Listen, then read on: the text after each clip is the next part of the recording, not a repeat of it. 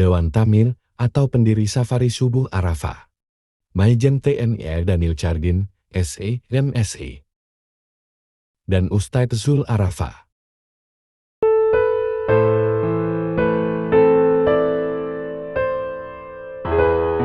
Subuh berjamaah. Ibu hadirin wal hadirat yang dimuliakan Allah, izinkanlah dalam kesempatan ini saya membacakan susunan dan tata tertib pelaksanaan Safari Subuh Arafah Bukit Barisan. Bismillahirrahmanirrahim. Assalamualaikum warahmatullahi wabarakatuh. Sambutan BKM Al-Furqan, Bapak Budi. Nahmaduhu wa nasta'inuhu wa nastaghfiruh wa na'udzu billahi min shururi anfusina wa min sayyiati a'malina. May yahdihillahu fala mudilla lahu wa man yudlil fala hadiya lahu. Asyhadu an la ilaha illallah wahdahu la syarika lahu wa asyhadu anna Muhammadan 'abduhu wa rasuluhu wa la nabiyya ba'dahu. Allahumma shalli 'ala sayyidina Muhammadin wa 'ala alihi wasallam.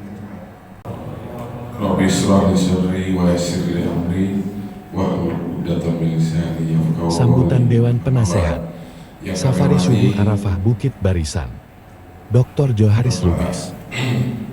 Al-Ustaz yang kami hormati Bapak-bapak jajaran pengurus BKM Masjid Al-Furqan, yang kami hormati Bapak Letpro Saidi Brutu yang dalam ini dari Bintal Jalan Kolom 1 Bukit Barisan.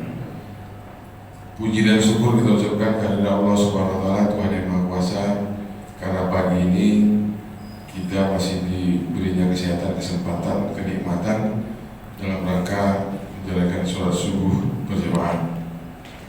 Tak lupa kita sampaikan salawat dan salam kehadirat junjungan kita Nabi besar Muhammad Sallallahu Alaihi Wasallam. Semoga nanti kita dapat syafaatnya di yaumil mahsyar kelak.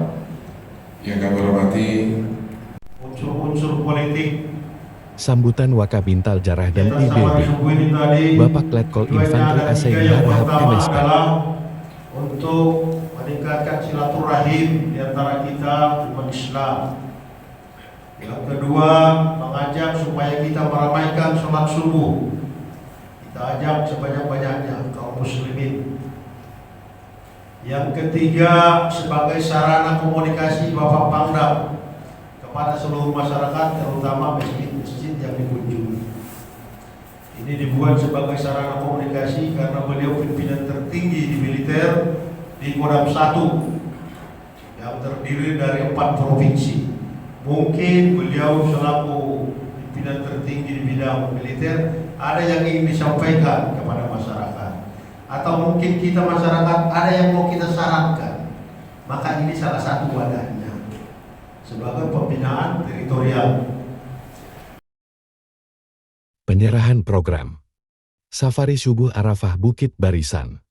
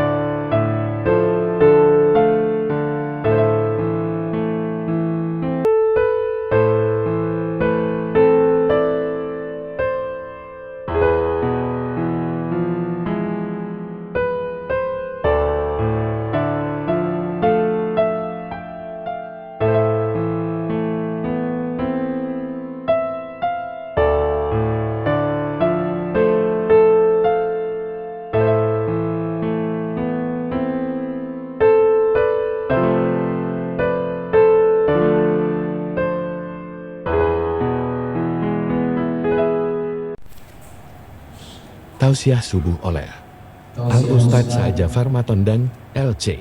pada pagi hari ini hanya sedikit menambahi dari sambutan yang disampaikan oleh Bapak Letkol Infantri Asaidi Harahap tadi, yang sebenarnya itu sudah cukup banyak ilmu yang disampaikan di hadapan kita.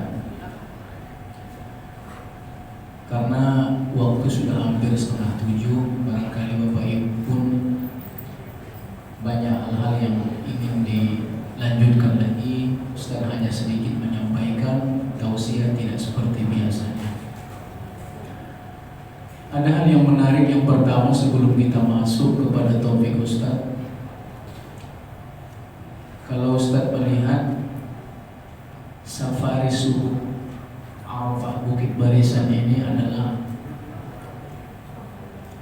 menciptakan pasar dalam hal ibadah. Sementara kita banyak hanya sekedar mengikuti pasar. Ini mahal. Kalau menciptakan pasar, Ustaz sudah dua jumpa dengan yang pertama dulu, pemuda pejuang subuh. Saya tidak tahu apakah itu masih berlanjut. Yang hari ini adalah, jujur baru hari ini Ustaz dengarkan ini, mohon maaf Pak. Tapi ternyata ini adalah sudah kunjungan yang ke-94. Kita doakan ini terus, apalagi yang disampaikan oleh sambutan Bapak Letkol Infantri Asaidi Harahap tadi. Tidak ada di sini unsur politik, kecuali apa yang disampaikan semata-mata adalah tujuannya untuk memakmurkan masjid, terutama dalam hal sholat subuh. Sampai ada sebuah ungkapan, kalau kalian ingin melihat umat Islam, lihatlah ketika mereka hadir di sholat Jumat. Tapi kalau kalian ingin melihat orang yang beriman, lihatlah ketika mereka hadir bersama-sama di waktu subuh. Dan ini sebenarnya adalah upaya yang Ustaz berdoa, kita semua berdoa, mudah-mudahan ini istiqomah. Dan materi yang ingin Ustaz sampaikan pun pada hari ini adalah sejalan dengan program dari Safari Subuh Arafah Bukit Barisan. Tak terasa Bapak Ibu, sudah hampir 1 bulan kita ditinggalkan oleh Ramadan. Hari Kamis tanggal 9 Mei itu adalah sampai dan memiliki tiket ke surga, tapi tidak bisa masuk ke surga itu karena dia tidak memiliki kunci. Salah satunya adalah dia tidak membangunkan silaturahim dengan saudaranya, dengan tetangganya. Sudah aku maafkan ya Ustaz, tapi masih teringat saya. Udah aku maafkan ya Ustaz, tapi masih sakit hati saya. Itu berarti tidak tulus. Sampai ada sahabat Rasulullah yang Rasulullah menjamin dia masuk surga sebelum peristiwa hari kiamat lagi. Ini sesungguhnya mahal. Ternyata amalan yang dilakukan sahabat ini hanya satu, dia memaafkan kesalahan orang lain sebelum orang lain itu datang meminta maaf kepadanya. Maka inilah sesungguhnya orang yang berhasil dan berhak masuk kepada Idul Fitri, kembali kepada kefitraan, karena sesungguhnya hablum minallah yang bagus, kemudian hablum minan nasnya mampu dia jaga.